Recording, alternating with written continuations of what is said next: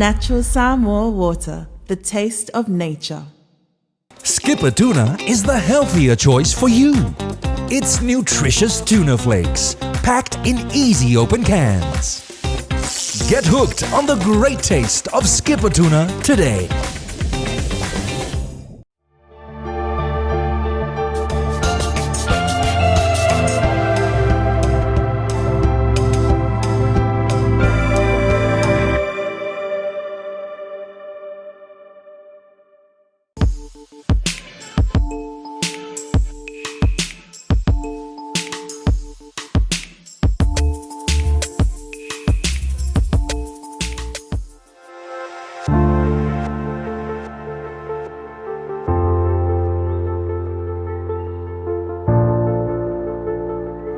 So muli nei o le vaiaso, le aso whareile, le aso se fulu fitu nei Samoa.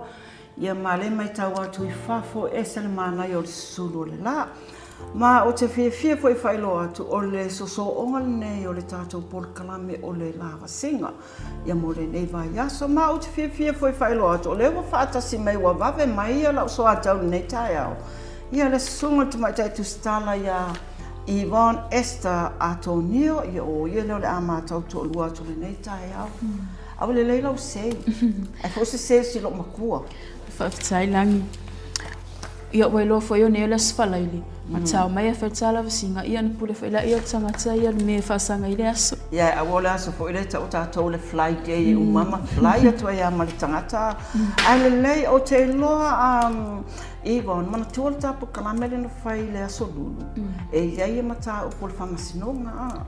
Le I na mata mai, le pe wo whatu a maua mari telo wha unga le vai aso nei. Ia, sa o lei, o le tele o tamta upu mo nei, o le soso onga leo o mta upu sa whai el whamasinonga le nei vai aso. Leo fo ilai au fia ile mta upu lea ia tamaita e whapisinisi ia Doris Teo.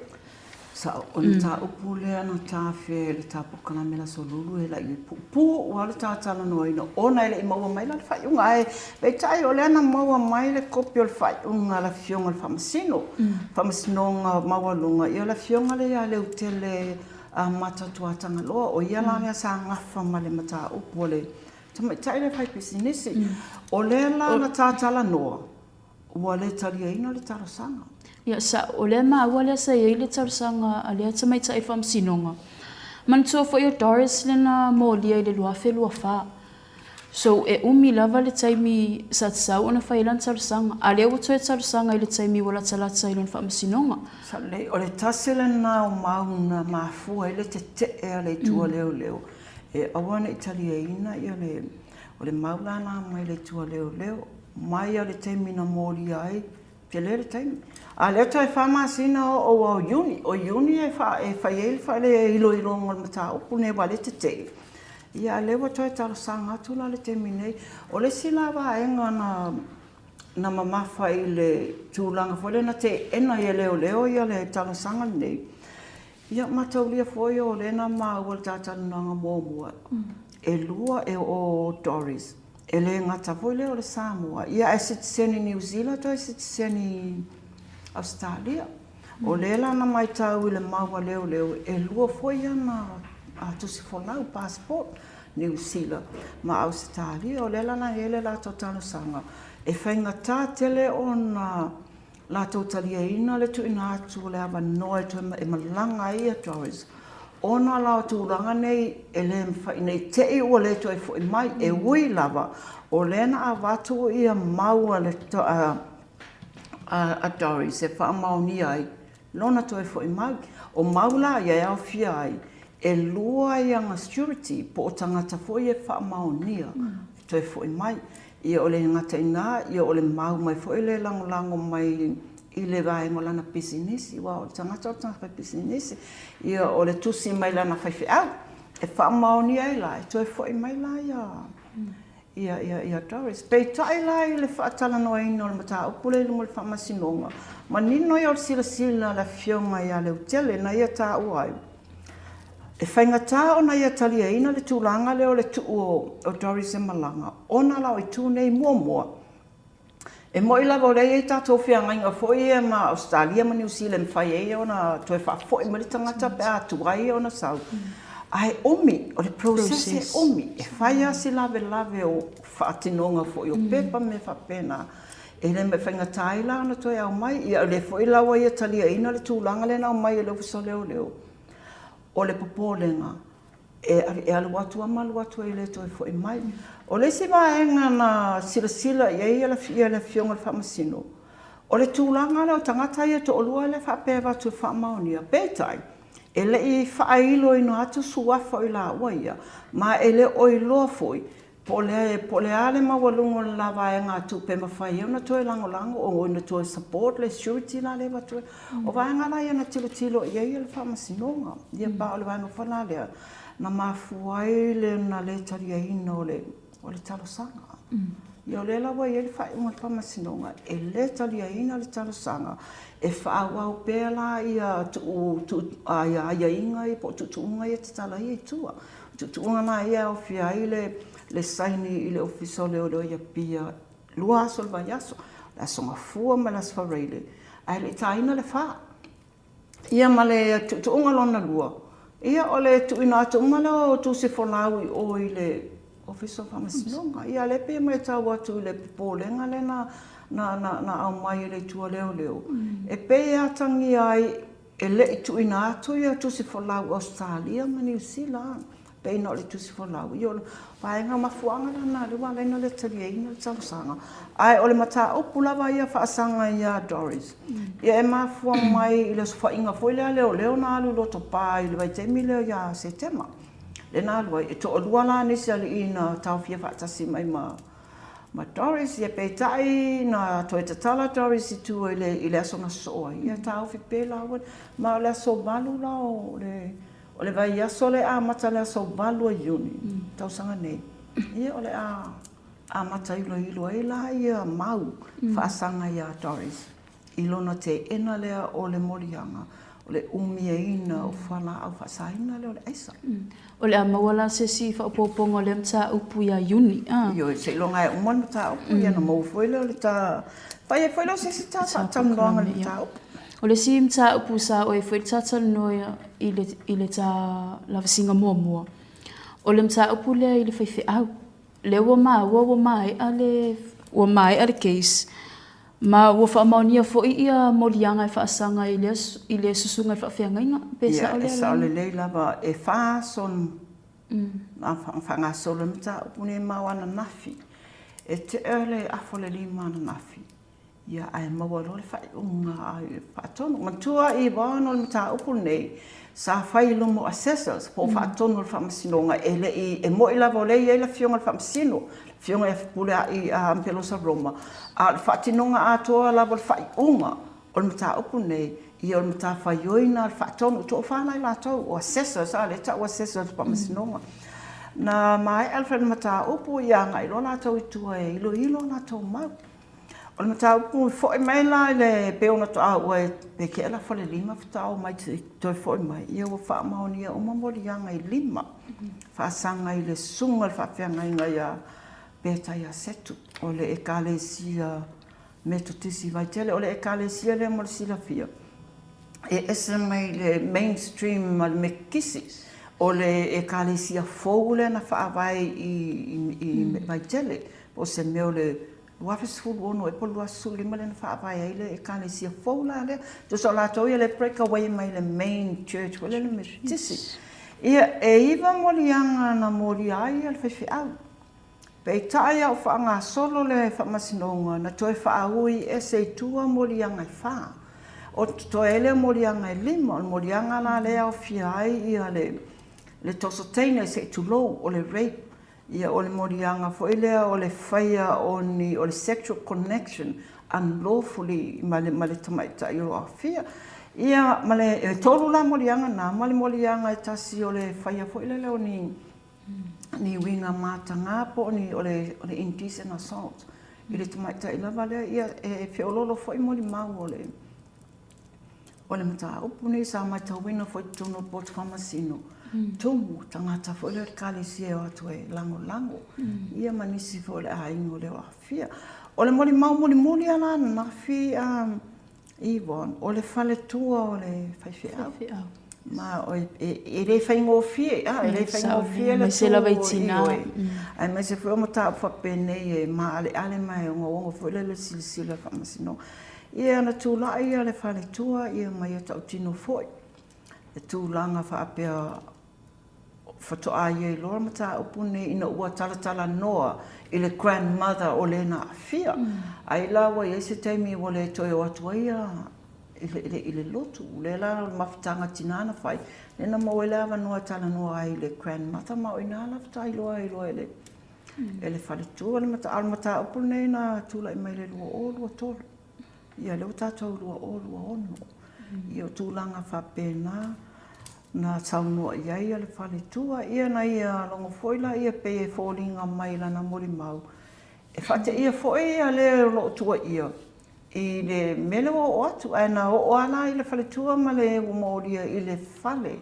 O le na fia matala no ai tūlanga whapena. Na ia fo te whato e senga na whai ele nā taimi. Ia waenga mana ana. Langa o le atale o I le lo loto o le mea langa whai lava si whale tō nunga fo I o pusa wha o ngai tonu. Ia pe o le mai e o le mori maule a le whale tua na ia tā ua I foi. O le lua o lua tasi. Na ia le tusi a le grandfather o le o lo a fia. Na ave I foi le whai whiau. O lo tua ia I le whai whiau. E se whai ngā foi le wape o lo whai se a whea. Ia ma le grandmother o le na a fia. Ia o nei mea umawa sao o mai lunga le teimi o le whaamasinonga. Mono winga o whaisina lewa le mta upu. Fōringa mai o whaisina lewa le mta upu ne ia sa tūlai fo ilo ia sa tūlai mo I tū mai lua. E tūlanga fo māsani ai o le peila o le lo ia sa tūlai mo le o moria. Na ia tama whai fo lele lana launga muri whapena ia ta uaile o le ese o le taimi le ta uatu I mori maune whai. Ia ma le taimi le whapena tupu ai ia le ia le whainga sori ngā tūla whono. Ma e ala ia o le tūlanga o le ilo no mau ia anga ilo whailo whaatonu I tua. Wai le whaia mai luma I le lato ilo longa. E o I tua. I ele potu whapito I tua. Whai le lato ilo longa. Ia ntoi whai mai le. O mea whapena I wonga. Tusalawa pola le o me o I tua. O le o mi whole nā whaatali o isi mata upoe. Te ale walu le po whaatali whaiunga. Pea whaila whapea ia petai. Ia na wawe mea na whiperi atua se lua. Tolu I tūlana o I tua. Ia mai e loa mai whaiunga lea. Ua whaamaonia morianga I e lima. Ia ma o le māsina fau. O le atu ina mai e la le whaiunga le whamasinonga. I le mata upula le nei le sunga le whawhenga inga ia. Petai ia. Setu o le e kāresia le a metu tisi fau I vai tele. Whaisina lawe lawe. I wāna pune ia le whaingofi. E me se lawe le whaafonga mai a tina. Me la tōlo e la tō walo ta mai tai. Le whaingofi e fwoi nei vai tau. E tasa e mai I le mata upule I whaamsinonga o whanua maswafa. Le e le talusanga le whaamsinonga mawalunga mo le tue ina o le whaiunga a le whaamsinonga a whanua maswafa. E whaasanga le I le suafa mata. Mai le awhio anga o vai mosu. Se e whaamanino le amata upu langi whaamanimole. E le o se talusanga le whaamasinonga mawalunga. O le talusanga le neina tuina atu. O le talusanga le ainga le austawas. Le lo peke ainga I le austawas. Oi le ai langi. O le talusanga le ainga le austawas. E to ahiva I lato. E ona le talusanga le wailumo le whaamasinonga mawalunga. Ai le o se talusanga le whaamasinonga mawalunga. O le talusanga la. O le talusanga e tua ilo ai le whaiunga le whaamasinonga whanua maswafa le na au mai I le lua o lua. I le swafa na le sa ilinga o suli fo I o le swafa mata I vai moso. O le talusanga la le ntu atu lumo le whaamasinonga mawalunga. O le whelawa iei ma le talusanga le whaamasinonga whanua maswafa. Ina ia strike out ia le whaamasinonga ia le talusanga le wape le uwhetau le tau. Ai o le maua le mata upule nei Yvonne. E tusai ma le whinonga a le ainga le Austāwas.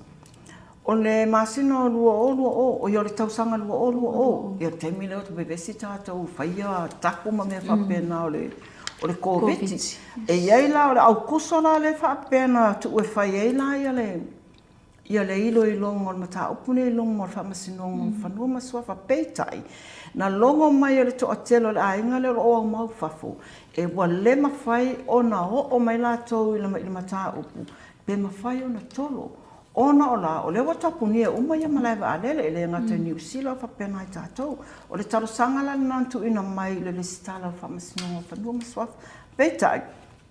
O le maua le presidente o le whamasinonga whanua masua whaawau pēr nei ilo ino o maua le mata upu nei ona e le o mautinua po le ale o mia ta puni ei la ia malaiwa alele nei ai mesela temi le COVID ia le alawan whaawau le whamasinonga ma mai ei le whaiunga le whamasinonga i le masina lava leo au kuso ia le whaiunga lalna le ala lo ia le talo sanga le ainga nei ua tatau ona toa ilo ona i le lātou whinau ua lea mana ia o lātou a ia whaasuri i le se lātou leo nao mai tu i ia le fwea mai le maua presidente alfa o ia le whamasinonga o le whanua maswafa o le na tuu le awa noa le presidente nisi o le ainga i nei e o mai e sui e lātou i e mana tau lia o iwa o nisi o i lātou nei le ia le mawhai o no mai o i lātou ia e ulu tala i le whamasinonga wa i pe e whaivaenga fu i le tūlanga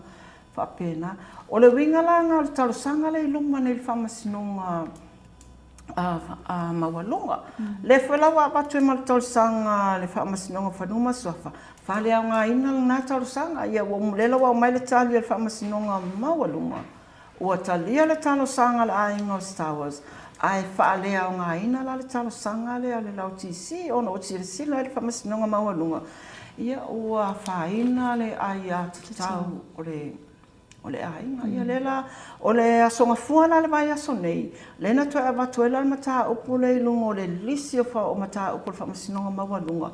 Whaatulanga i la se aso e whai e la le ia le iloilonga nei po le judicial review le tau whaperetani pena o le judicial review ia le nala o le tau tonga la na ulo ia le mata upu temi nei mai tau mai o le lua le whai ei le whaunga lua tolu lua wha lua lima le lua ono whatau sanga o wha o talia ia le whatatani ia le whamasinonga i lona tūlanga o lo ta otoi ia o le la se ele o lo la ile taimi nei i bon po o le ale fatula ngana lawa ia le whamasinonga o mawalunga le taimi nei po a fair e ona whaatino i la le ilo i longa o le whai unga le whamasinonga o le whanua maswafa lua o ia o le tūlanga na o ta otoi lana ta upu na e tasi lea pizza o le whalwhamsino e tumu ia so umaso le mai se lava i whanua maswafa o le ia matauria foi o le tasinei tatu whamasinonga mawalunga whanua maswafa io ia alu mai ei le ngata swafa o sa ilingo pule o whanua mai o ele o ainga ia o ila ia alu mai ei a le whamalia ina la ia ainga i whai unga nei ia toi fo ia la i lunga tausanga i lunga whamasinonga mawalunga e toi whaatino ai la peila ona ele mata upula nei o le Star Wars o le sitam ta upu e vai atu e tasi vai aso le tu e sea ia le whionga le palemia me tato tunu mo New Zealand nangi. O le wa le whai ia nana siakia wa le mai tau atu o le nak tausanga le o malole whaatau tonga o le palemene ma le amalanga loa le ia ale pe fōringa mai e le ustai le palemia e whaatonunga al fōma tauna ono ma sina ma le whai le siaki ia le la fa pe mai wa le van tau na overdue la le mone ia le palemia ia tu sai foi malana saunoanga le sa fa la wai tele ia o telo tutuangia o la tunu ia fainta fo te o la tunu ona tu o la tunu ia lo ia ngaluenga tau fatino ia sa tawana usta ile e pol ia le foi la e mali e foi le tilo tu foi matamata tu lana saunoanga le foi e a poa ia i kapeneta ia vai le soi foi malo ina ia le falo mota foi ele foi mai le anu vai sei foi malo o te lo avea foi ma fatita inga le ia o ele o ele stangata ale fa manatu atu e fai sau mea tau sami le aso la e ngofo e luma o lau masini le aso ato. Ia ngai te vai mea la sabali alo keni. Ar tūlanga nā le tasi vai aso ia o to esea fo ila nā fionga. Ia le whilau tūlai mai le fionga i le sui pāle mia ia po le fionga fo ila le minsta o tupe. Muli pola ana losa ale moli o ia e nā te tau aweina tiu te o le taitai mo le atunu unet nei a vet. O te vai atu e mafia fia lau por kalame na yo luma langi. Nei leo se por kalame fo ile leo se PCSS. Ai ol por kalame nei a Yvonne. Ele i finalizing a le se nisi nei o vai ngol por kalame fo ile lo fa mana tuino o le ono su fa tau sanga talo na tuto tasi le tato watu no. Yo le la te mai tau watu por kalame fai asi tele o vai nga o fa ta auto mai ai mana ia le ta auto watu no vai nga yo pewa. Vai nga te tele. E ta atia le se vai. Ngā le te mai tau watu le asa wharei le la solua iwa. O me, le no wingo me. Le iei le savali tele la lea o le March Pass o lau a Feleti. O le mai tau watu a Feleki o tangata ta alo o malawa le atunu o lono winga. E le na o le au wain whare tau pituli tongi mamau e au fia o mai ata alo ngai se ese.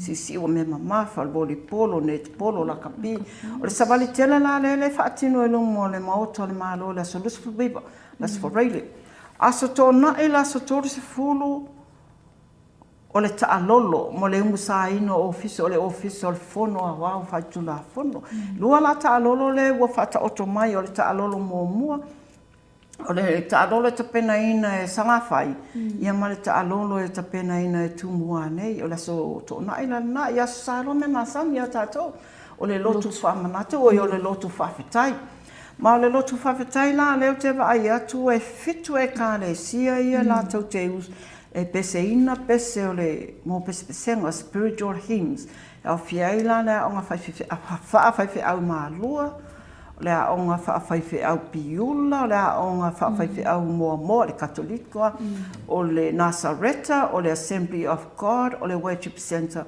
Ia male e kāne sia mā mona. O whea whaatino e ia whaamoemoe ia langi.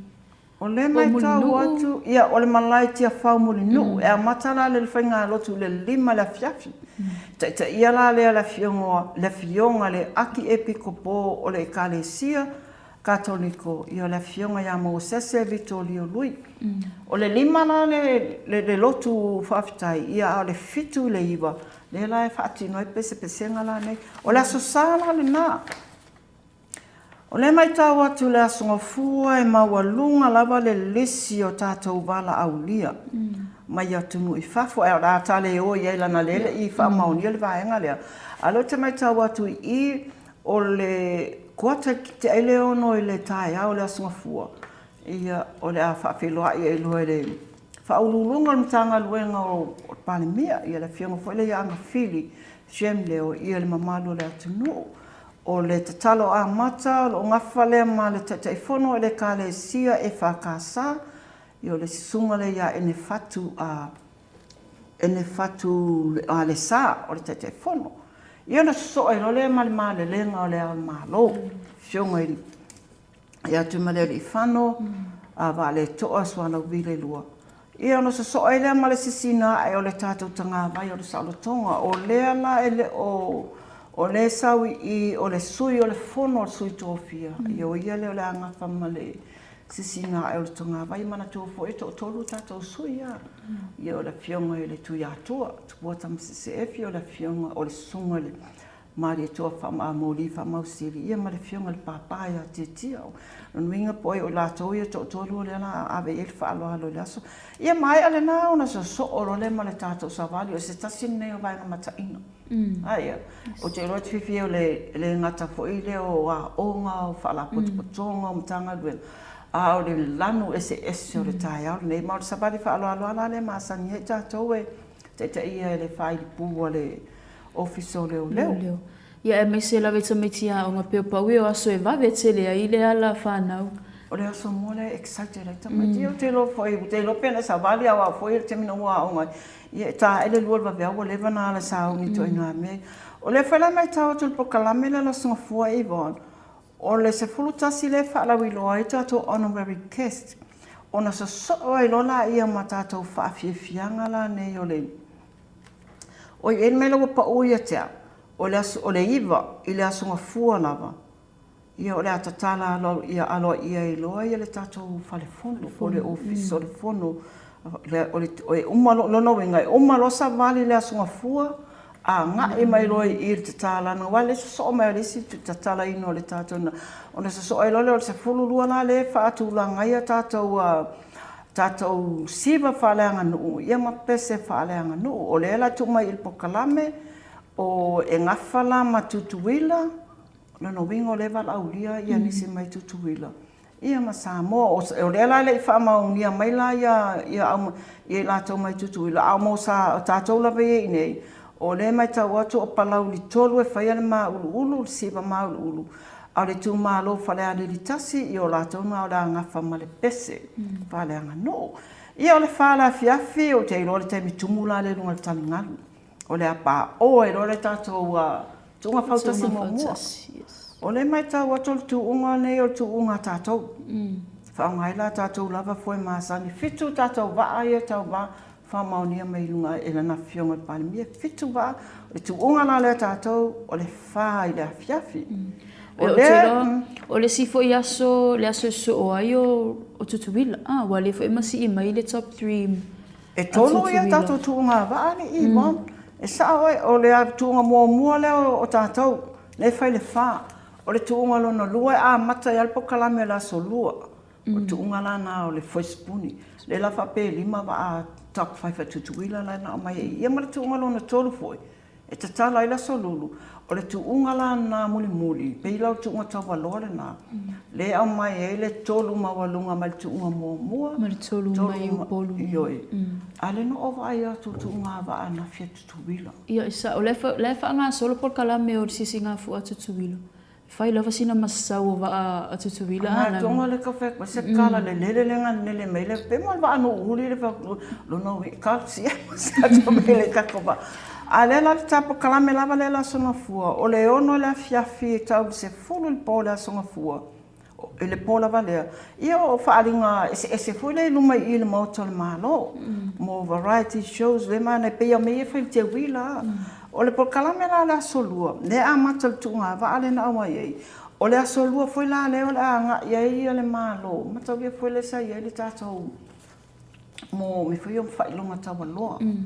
O le asolua la le ngafa le fo fata oto mai e la le tatou por kalame na le taiao mai le iwa tau ile mai le iwa se furu tasi o inana le la fai ni tatou vaenga na ia taro le tasi o e mana tua le fale fo ile le mau to le mau le vai moso le na fala ngai na le fa io le la to ta ngafa le fono fa vai le tu malo fala tasi le ia vai moso o toi fai atoa lava le fale. O le tasi la le asolua. O le atatala ala ia ila ia le. Nga luenga nei mataulia foi e te le ale sao le. O le maota nei le tutu o tasi o le tatou atu no. Ia mai ale nao na toi foi le muli no. Malai tia fau toi whanga solo e foi la ia whawhianga whaaleanga no. Ia ma pese nga whaaleanga no. Le la walau tongi e tu malo la nei o le tu malo sa nganga tolu ma le tu malo whaasale le anga lima.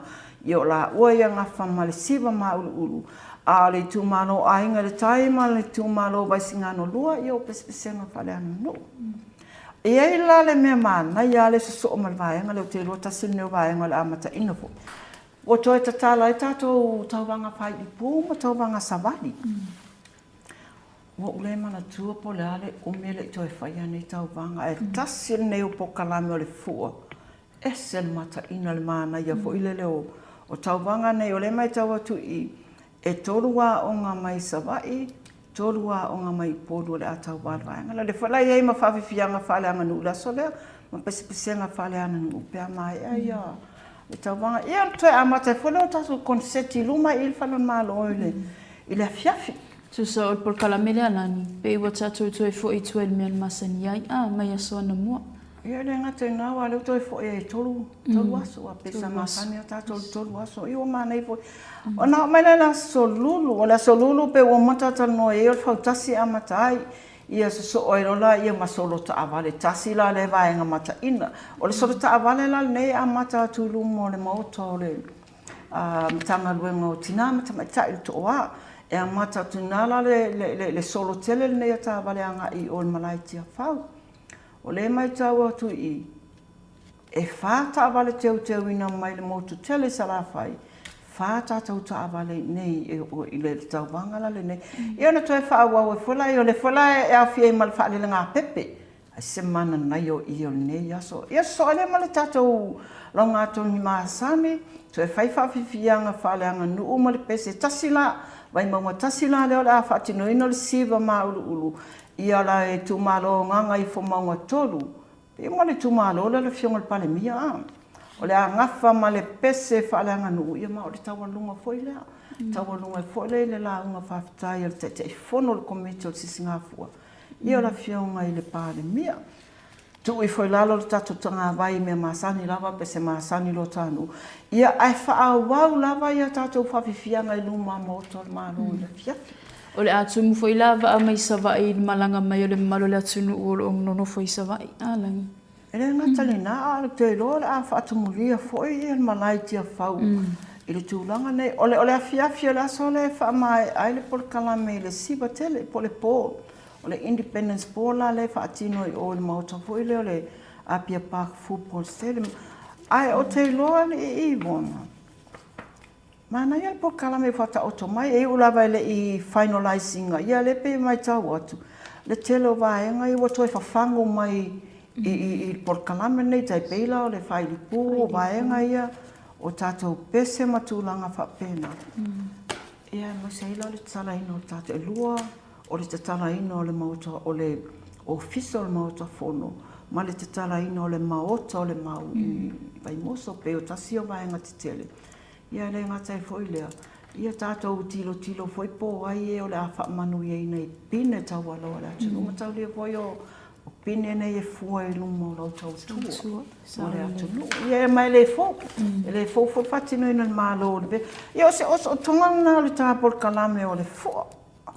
O toi nā so fo ia. E fiu fo e whaatali me ni news ala eva mai luma le whalo le malo. Ia matau le fo e te eva malau kro me kama ia le news o fea te eva ai e kawanga sau tonu le news ia le ori ole aso ia. Ia au te loa o te loa ama e whamai e il tāpol kalame a Yvonne. O no le mai tau o te mana il mai e whata autonga menga ma le pokalame o whata auto mai.